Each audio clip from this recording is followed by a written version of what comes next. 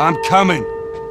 More than 2 years ago, when we were finishing Last of Us Part 2, and we were working on those flashbacks within that scene for the first game, we got excited with the idea of like, oh man, what if we made The Last of Us Part 1 to look as good, if not better, than what we have done with Last of Us Part 2, which we really pushed the boundaries of like what we could do from gameplay and a graphical standpoint, and felt like if we do that, we could actually come even closer to our original vision of what the first game would have been had we not been constrained by technology.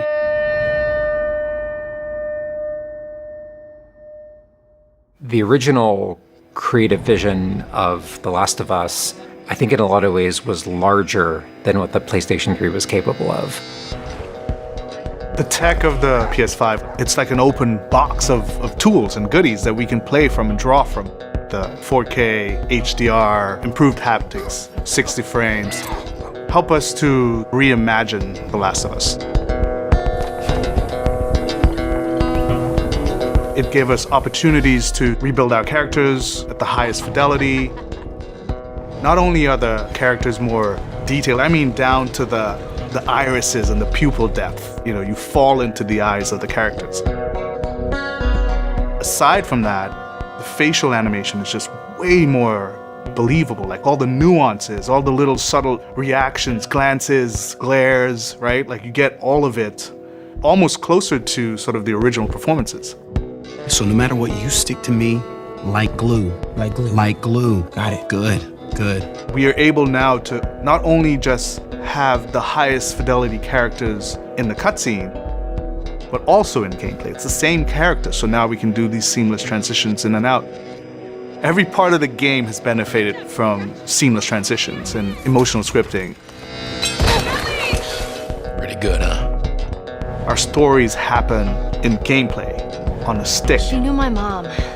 All this stuff is designed to keep you constantly in this world. Riley, come here. Now you got this, go.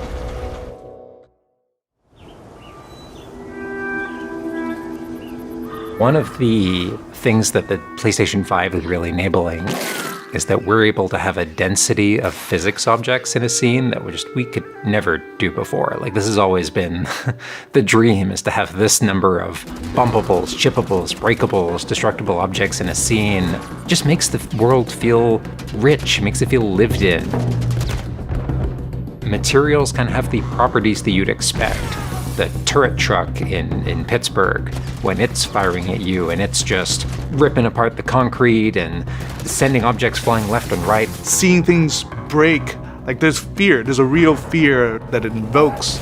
And it's giving us a much more dynamic range of gameplay to play with. Surround him! Our AI tech has just increased incredibly. What we were building the basis off of was The Last of Us Part 2's AI. And it has sophisticated systems for things like the fundamental knowledge model of how these NPCs perceive and understand what the player is much more sophisticated.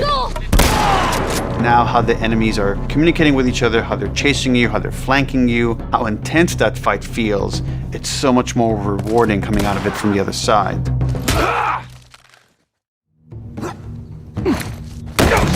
Get out! One of the other big AI improvements is the buddies. The buddies technology that we developed for The Last of Us Part 2 has this very sophisticated understanding of like, okay, this is where the enemies can see their exposure. We not only have exposure, we have future exposure. So buddies can know, okay, that enemy is walking forward and they're about to round this corner. So in 3 seconds, that corner is going to be exposed. So I'd better move now to avoid this enemy seeing me. This really lets the buddies make very complex decisions and maintain that feeling of stealth much more believably. Another big enhancement to the gameplay is that we have this technology called motion matching. Motion matching is this technology that's basically using logic that tries to match the desired movement to a bucket of hundreds of animations. A mocapped actor has gone in and run this whole gauntlet of movements to get a really full set of all the different ways a person can move. And then it's basically every frame trying to find the best matching animation that fits the path of where the character is going to go. And this motion model just gives this really seamless sense of transition. The player's movement is just a lot cleaner. It's this really smooth, organic movement through the space. First, we just had to build that core experience. And then beyond that, we wanted to add several features that fans have been asking for.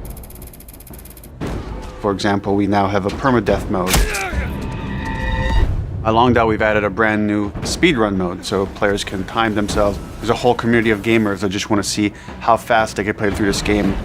Beyond that, we added a bunch more of unlockables. So there's all these different outfits for Ellie and Joel that people can unlock. A model viewer mode, so people can really appreciate the details.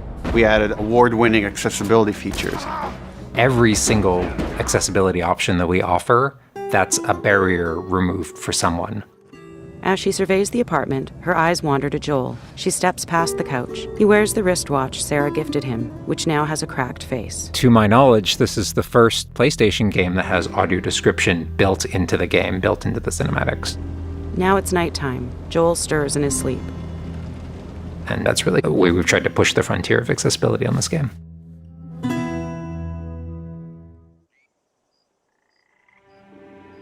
So much of the identity of The Last of Us is the world.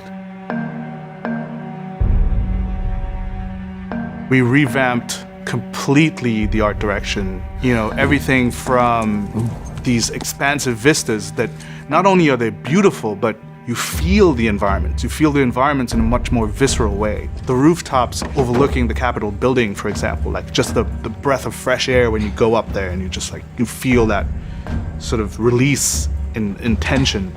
And then, to juxtapose that down in the tunnels in Wilds, and you get that dank, flooded tunnel feel, that humidity, you can actually feel it. All these environments are just completely reimagined. Now we got our engine on the PS5, those haptics, the 3D audio, the fast loading. It really creates a much more immersive, and because of that, much more emotional experience. One of the things I absolutely love with the 3D audio in The Last of Us Part 1 is being able to hear an enemy before they sneak up on you. And trying to do a stalker fight with the 3D audio is just so much fun. You're hearing them skitter around in a different room, and you're hearing them trying to get it behind you.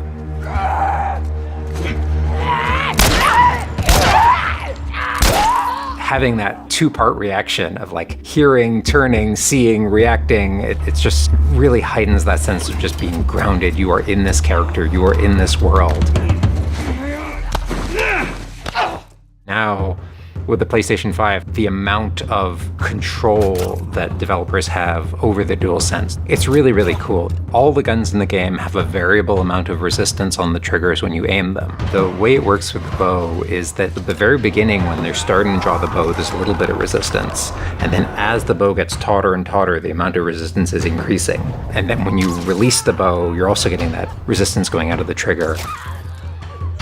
When you are aiming and firing the shotgun, you're going to get a haptic vibration on the shot. And then what I think is one of the ways that the DualSense really advances things is you're going to get a haptic vibration on the pump of the shotgun.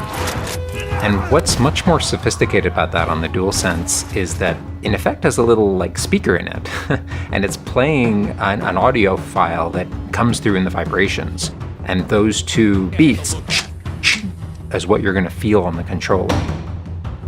Looks like a good spot. This also ties in to the new workbench animations. So if you're seeing Joel taking apart a gun or screwing something in or putting a new stock on a gun, that moment where he's jamming that on, you're going to get that haptic feedback on that. We have, haptics all across the board, for all the moments you kind of expect, for clambering, jumping, landing, meleeing, getting meleeed, all those kind of high intensity moments we have represented in the haptics. What I personally absolutely adore is the way we can enhance the really quiet, subtle moments of gameplay. So it's like when Joel goes in to pet the giraffe, getting that little light touch on the haptics as he's petting the giraffe. To me, that's the essence of The Last of Us. It's the high tension moments, it's the low tension moments, it's all of it feeling grounded. It's you're feeling immersed in this world. It's all about bringing you along with that story in as many ways as we can. And that's what the new technology on the PlayStation 5 is allowing.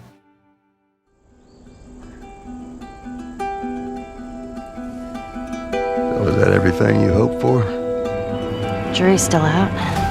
There's something special about that core experience of playing as Joel and Ellie on this journey, then to take that experience and really honor it and keep the authenticity of it,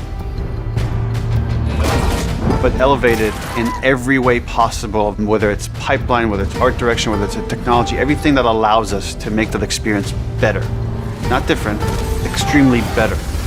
That's why, to me, this is the definitive way to play The Last of Us.